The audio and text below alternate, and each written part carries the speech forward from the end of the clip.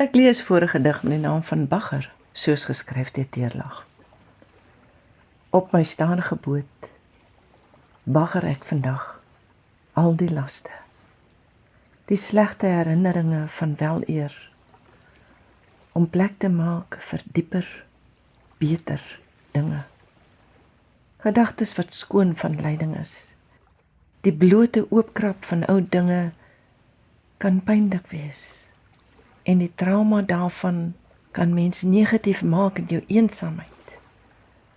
Daarom is die beste om skoonskip te maak. Alles wat seer maak, doelbewus uit te wis, te vervang met die mooi van elke nuwe dag. Geskryf deur Teerlag, gelees deur Margaret.